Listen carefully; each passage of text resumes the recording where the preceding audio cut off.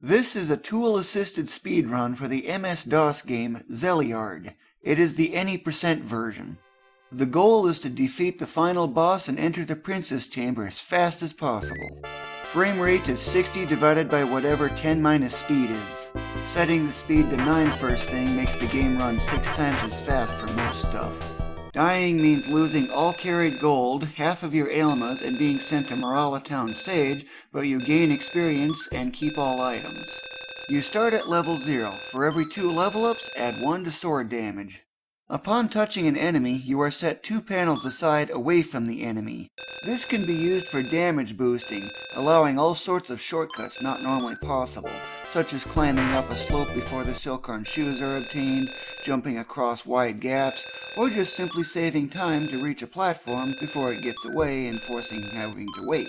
Area 1 has a huge shortcut made possible by damage boosting. By stacking the snails, it is possible to damage boost up the slope and effectively skip about 2/3 of the area and the first boss, going straight to Satano Town.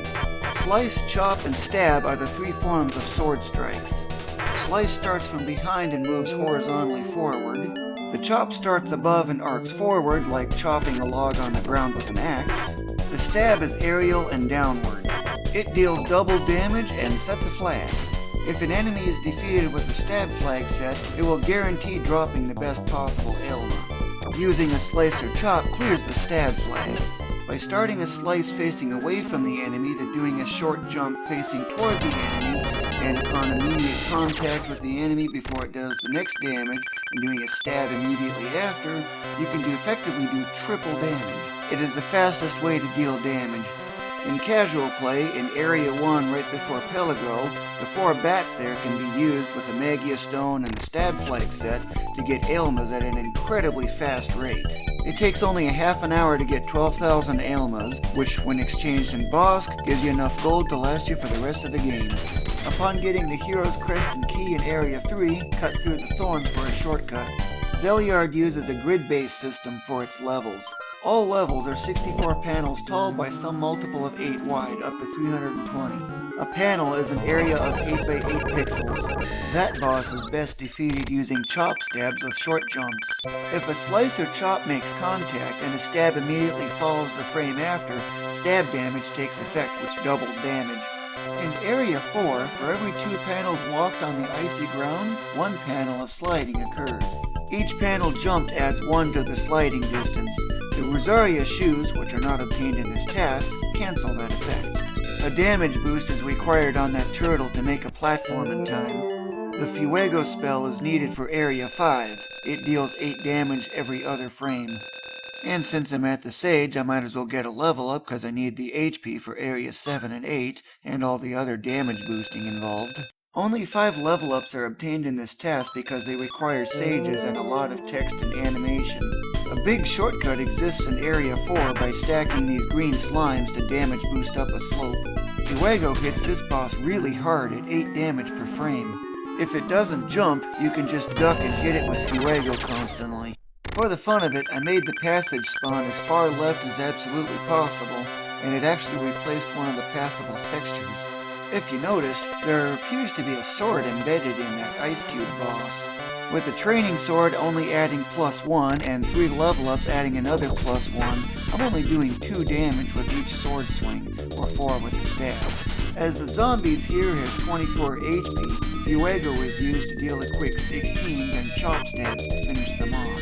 A weapon upgrade is really needed, and one is about to occur. Zombies are the first enemies in the game to drop a 100 ailma pack.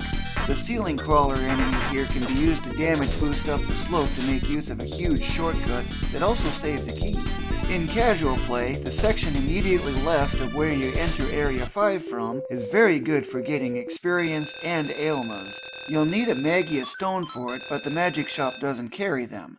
To get it to carry them, simply sell one at the shop, exit, re-enter, and then you can buy them all you want. Do note that you can only carry 65,535 total ailmas. If you want, go back to Bosk and exchange them for that 8-to-1 ratio. With the Honor Crest obtained, go to the weapon shop to upgrade to a Night Sword, which is +7 on damage. With that level up, that's now 10 damage. Damage boost up the slope again and head for the boss. The Knight Sword has a longer reach, which makes it easier to hit targets, including this boss. Did you know that it's possible to defeat this boss with just the Spirit Sword? With a lot of level ups and 4 saber oils, it goes down fairly quickly, but it still takes a lot of hits. I'm not entirely certain about it, but I think this boss has a damage modifier of 16, which means divide your damage output by 16. I think minimum damage is 1, but I'm also not certain on that either. I need to do a deep dive. When in the caverns, you have control and are not pressing the arrow keys, an internal frame counter increases. When it reaches 16, you restore 2 HP. By standing still for extended time, you can heal. Damage boosting off of this bird is required in order to make a platform without having to wait for it to come back. Speaking of healing, a level up is a free way to get a full recovery. This will be the last level up, and town, visited in this TAS, and this is only Area 6. Want to know about another internal frame counter? Well, here's one. When you defeat an enemy, a frame counter starts at 0. When it reaches 255 and that enemy's ailma has been collected, if any, and that enemy is at least 2 panels off screen, it will respawn exactly at that moment. So, by luring unwanted enemies out of the area or forcing them to drop ailmas and never collecting them, you can focus on more desirable, easy enemies for ailma grinds. This is useful for Area 1's bat area right by Pelagrom. Clear the frog, snail, and rat out of the area, making sure they drop ailmas, and you can focus purely on the bats. Right away in Area 7 you'd normally go to town and get the asbestos cape. Instead, I'm luring the fireman over the edge to use its projectile to damage boost over this big gap to get the key. Right after that, I damage boost off a Cerberus to cut through a one-way barrier to shortcut through the horror cave. Twice. For every 64 frames in Area 7 without the asbestos cape, the It's Too Hot notice appears and you take 15 damage. It took nearly 3 hours to set all the inputs for this single boss battle because there are so many frame-perfect inputs involved. There is heavy use of chop stabs and slice stabs because I gotta race against the clock against the heat damage. Yep, all that missing HP is due solely to heat damage, and I still need to make sure I have at least 45 HP. That's why I needed 5 level ups. With doing only 10 damage per hit, these slime guns with 64 HP take 7 hits to defeat.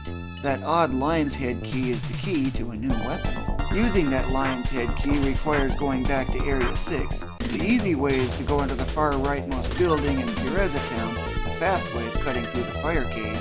That's why I need the 45 HP to spare.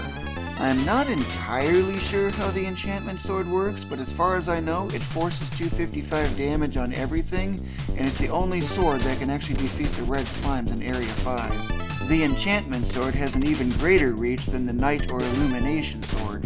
Using the stab with the enchantment sword still deals double damage. Other than the guaranteed best ailma drop, the stab with the enchantment sword is only useful on bosses. When a red or blue potion is collected, 8 HP is restored each frame. Red potions restore 80 HP, while blue potions restore however much your maximum HP is. There is a useful glitch with especially the blue potions. While the recovery is still taking effect, you can never have less than 8 HP no matter how much damage you take. Thus, while healing, you are invincible. I use this to defeat Alguien in record time. As far as I can tell, you are required to wait approximately 15 seconds for the final boss to even start to show up.